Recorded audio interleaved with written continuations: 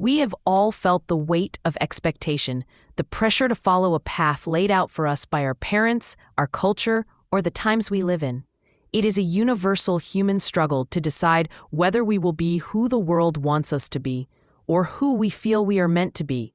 In the 13th century, a young man named Thomas Aquinas faced this exact choice, and his decision did not just change his life. It changed the way the Western world thinks about the relationship between what we believe and what we can prove. Thomas was born in 1225 into a noble family in the Kingdom of Sicily. His family was powerful, and they had a very specific plan for him. They wanted him to be a high-ranking church official, specifically the abbot of Monte Cassino. This was not just a religious calling in their eyes, it was a political move. It was about influence, status, and keeping the family name at the center of power. They sent him to the monastery when he was just 5 years old, expecting him to grow into the role they had bought for him. But Thomas was a quiet, observant child. He was the kind of person who listened far more than he spoke. In fact, he was so quiet that his fellow students later nicknamed him the dumb ox. They mistook his silence for a lack of intelligence. They saw a large, slow-moving young man and assumed there was not much going on inside. They could not have been more wrong. Inside that silence, Thomas was grappling with the biggest questions a human being can ask. He was living in a world that was suddenly being flooded with new ideas. Ancient Greek texts, especially the works of Aristotle, were being translated and brought into Europe. These books offered a way of understanding the world through logic and observation, and for many people in the church, that was terrifying.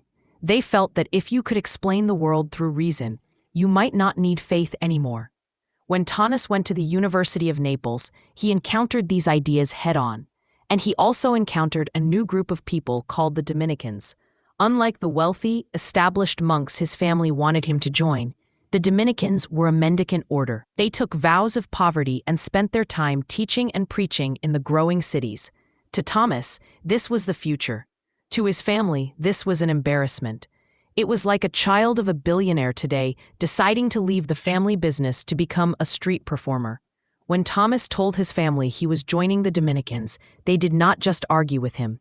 They kidnapped him. While he was on the road to Paris, his own brothers seized him and took him back to the family castle, where they locked him in a tower for over a year. They tried everything to break his will. They brought in tutors to convince him he was wrong. They even, according to legend, sent a woman into his cell to tempt him into breaking his vows of chastity. Thomas did not argue. He did not scream.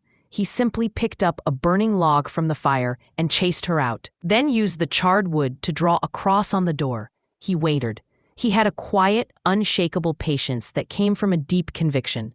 Eventually, seeing that they could not change his mind, his family let him escape through a window. Thomas headed straight for Paris and Cologne to study under a man named Albertus Magnus. Albertus was one of the few people who saw past the dumb ox nickname. He famously told the other students that while they called Thomas a dumb ox, the bellows of his doctrine would one day resound throughout the whole world. Under Albertus, Thomas began the work that would define his life, the attempt to prove that faith and reason were not enemies. At the time, the intellectual world was split. On one side, you had people who said that if the Bible said one thing and logic said another, you just had to ignore logic.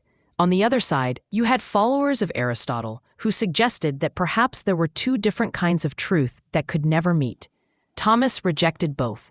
He believed that truth is one. If God created the human mind and God also provided revelation, then the two could not possibly contradict each other. If they seemed to conflict, it just meant we had not thought deeply enough yet. He began writing the Summa Theologiae, which is one of the most massive and ambitious books ever written. But it is not a book of flowery prose or emotional appeals. It is structured like a legal brief. He would ask a question like, "Does God exist?" Then, he would list every single argument against his own position. He would give the skeptics the best possible version of their argument. Only then would he provide his own answer, systematically dismantling the objections with logic. He treated belief as something that could be examined under a microscope without being destroyed. Thomas argued that there are things we can know just by looking at the world. like the laws of physics or the basics of morality. That is the realm of reason. Then there are things we can only know because God told us, like the nature of the divine. That is the realm of faith. Reason can get you to the door, but faith is what lets you walk through it. This was a revolutionary middle ground. It gave scientists and philosophers the freedom to explore the natural world using logic, while still maintaining a place for the spiritual. But this work was not easy, and it was not always popular. During his life, Thomas was often under fire. Some church leaders thought he was too obsessed with a pagan philosopher like Aristotle. They thought he was making religion too cold and too logical. He lived a life of constant travel, teaching, and writing, never seeking power or titles. He remained a simple friar, focused entirely on the pursuit of clarity. Then, near the end of his life, something happened that changed everything. On December 6, 1273, while he was celebrating Mass, Thomas had a mystical experience. We do not know exactly what he saw or felt, but when he came out of it, he was different. He stopped writing. He left the Summa Theologiae unfinished, right in the middle of a section. When his friend and secretary begged him to keep working, Thomas looked at him and said, "All that I have written seems like straw to me, compared to what has now been revealed to me." For a man who had spent his entire life building the most complex intellectual system in history, this was a stunning admission. He realized that as powerful as human reason is, it is still a finite tool, trying to measure an infinite reality. He did not regret his work, but he finally understood its limits. He died just a few months later at the age of 49, while traveling to a church council. Thomas Aquinas was eventually sainted, and his work became the official foundation of Catholic teaching for centuries. But his legacy goes beyond any one religion. He taught us that we do not have to choose between our heads and our hearts.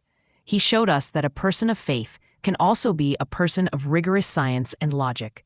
He stood in the middle of a storm of conflicting ideas and refused to let go of either side. In a world today that often feels just as divided, where people feel they have to choose between being intellectual or being spiritual, Thomas offers a different path. He reminds us that the search for truth requires both the courage to use our minds and the humility to recognize when we have reached the edge of what we can know. He was a man who was underestimated by his peers and kidnapped by his family, yet he became the bridge between the ancient world and the modern one. He proved that sometimes the quietest person in the room is the one who is changing the world. What do you think about this balance?